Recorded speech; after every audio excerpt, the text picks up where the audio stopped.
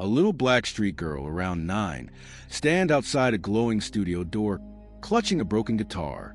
Her name is Imani Williams. Her eyes are tired but sharp, the kind of eyes that have seen hunger more than hope.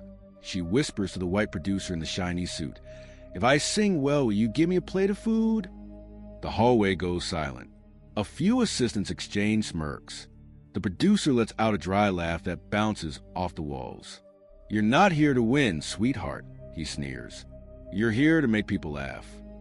The camera lingers on her cracked lips and bruised hands. She nods slowly, hiding the tremor in her voice. "Then I'll make sure they laugh for the last time." She glances at the glowing sign above the door. "Stars of America, live tonight." Behind the cameras, kids with perfect hair and expensive clothes laugh and whisper. One of them, a blonde girl named Ashley, points at Imani and giggles. "Look, Daddy, the charity case." Imani doesn't react. She just adjusts one loose guitar string, the same way her grandmother taught her, tight, silent, unshaken. Flash of memory. Her grandmother, Raven Williams, a gospel singer, coughing on a hospital bed. "When the world tries to silence you, child," she said, "sing louder than their hate." Back to present. Imani's eyes glimmer with that memory. The producer turns away, shouting to his team, "Put her last on stage. I want the audience to leave laughing." He walks off, never noticing the quiet fire in her face. As Imani stands under the cold light of the hallway, she whispers to herself, "They think I came here to beg. I came here to end this." Camera zooms in on her hand, trembling, but steady enough to strum one perfect note. That single note echoes like a promise. Soft, haunting, unforgettable. Early morning, Los Angeles streets. Distant sirens. Imani walks barefoot past the bakery window, watching people eat. Voiceover soft, steady.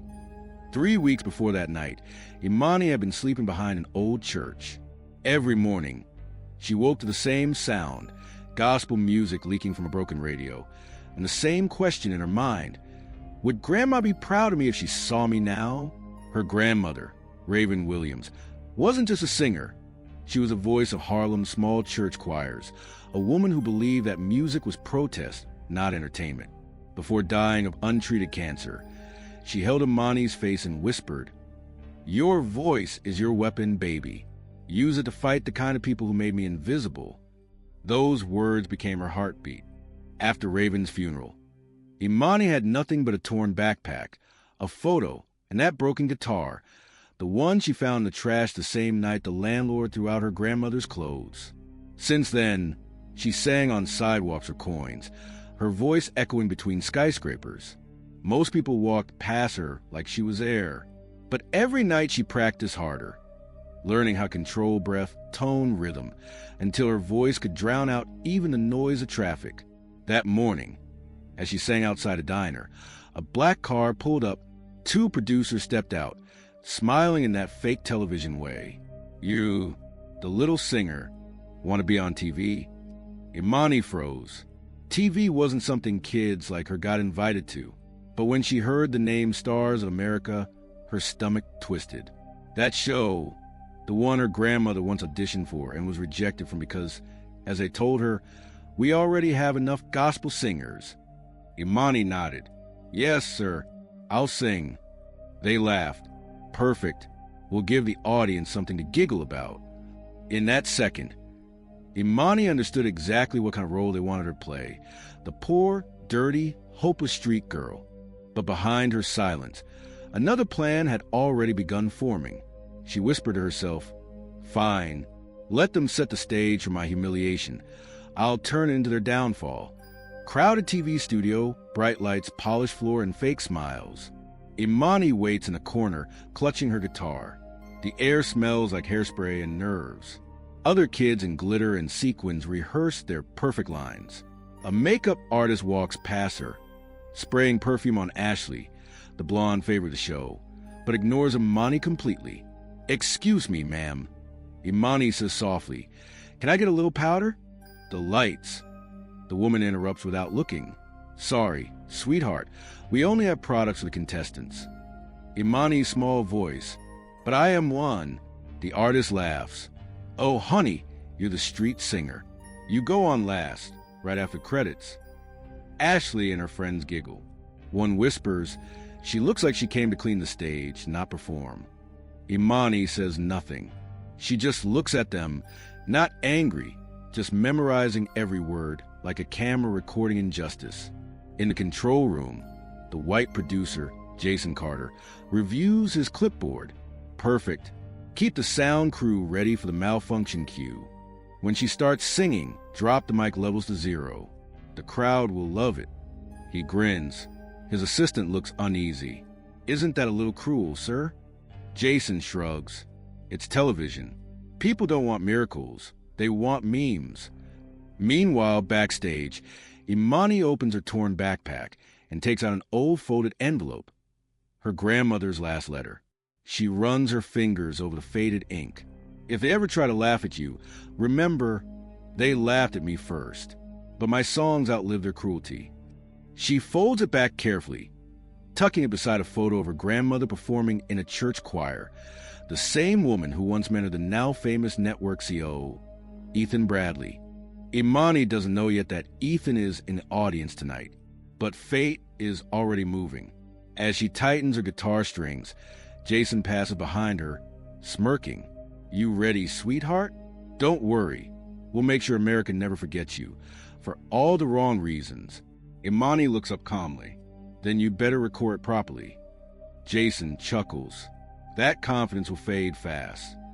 She turns away, whispering under her breath, so will yours. Lights burst across the stage.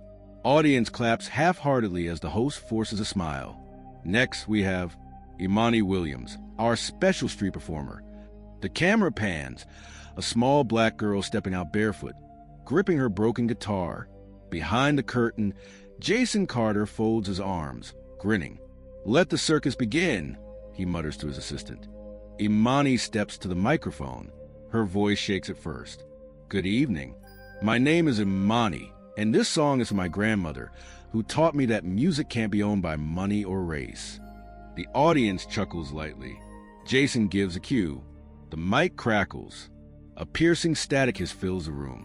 The lights flicker. Someone in the crowd laughs. Another whispers, "Oh, poor kid." Jason leans back, smirking. Perfect. Let her drown. Imani looks at the technician booth. She knows exactly what's happening.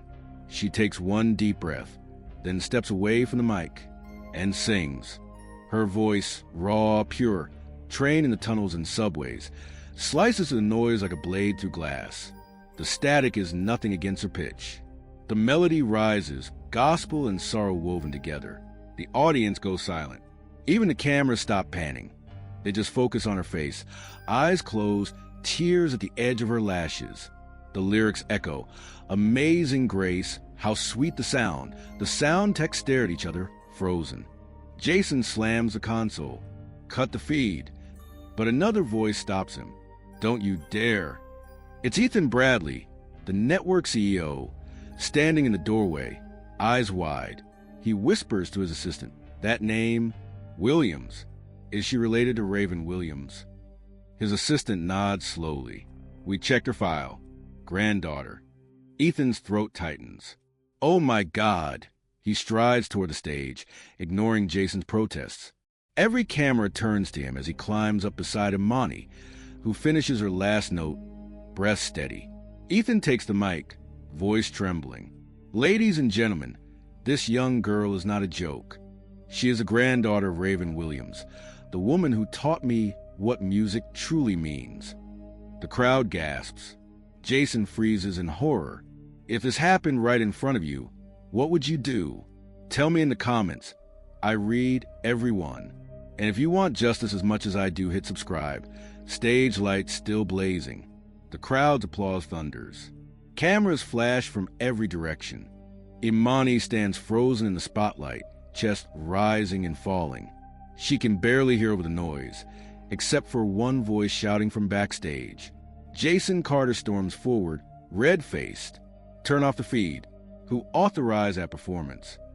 Ethan Bradley steps in front of him, voice low but lethal. I did. Jason's grin falters. You can't just walk in and, oh, I can. Ethan interrupts, because I own this network. And I just watched you try to humiliate a child on live television. Gasps ripple through the crew. Cameras zoom in. The audience murmurs. Ethan turns to the crowd, microphone in hand. Ladies and gentlemen, everything you just witnessed was real. No editing. No tricks. This little girl was invited here to be mocked, not celebrated. The audience falls dead silent. Ethan continues. But what they didn't know is that her grandmother, Raven Williams, built the very foundation of this industry. Without her, half the music you love wouldn't exist. Jason tries to step back, but security blocks his path. Ethan's voice hardens. You wanted ratings, Jason? You just got the biggest one of your career, your own fall. The crowd erupts, applause mixed with outrage. People stand, booing Jason as he's escorted offstage by security. A woman in the front row shouts, "You tell them, baby, sing your truth." Imani lifts her guitar again. No sound crew this time. She plays the final chords of Amazing Grace, slow, proud, unshaken. The moment feels holy. Cameras pan across the audience. Faces wet with tears, standing shoulder to shoulder in awe. Ethan kneels beside her. You didn't just sing, Imani. You exposed everything rotten about this business. She looks down at him, steady. My grandma said truth always finds its mic. You just have to sing loud enough. Ethan nods, humbled. From now on, every child who steps on this stage will be treated with the respect you just earned for them. The lights dim.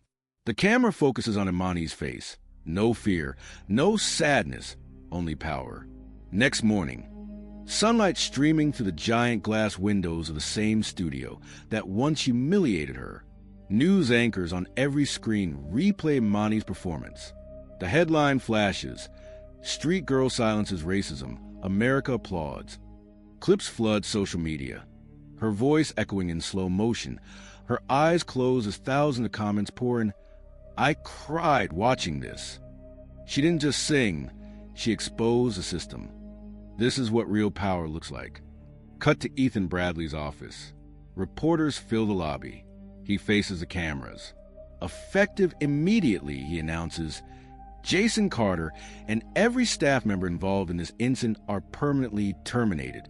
Stars of America will fund a new program, the Raven Williams Scholarship, to help underprivileged children with musical dreams. Applause fills the press room. Back at the small apartment where Imani spent her nights, volunteers deliver boxes of food, flowers, and letters from across the country. A news van parks outside. The driver wipes his eyes. That little girl gave us all something real again, he says quietly. Soft piano music plays.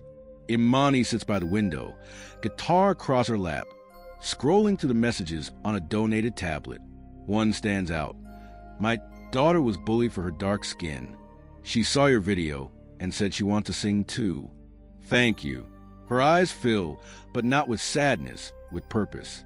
Cut to a crowded auditorium weeks later. Imani walks onto a new stage, not for competition, but for celebration. The lights are gentle, golden. Ethan introduces her again.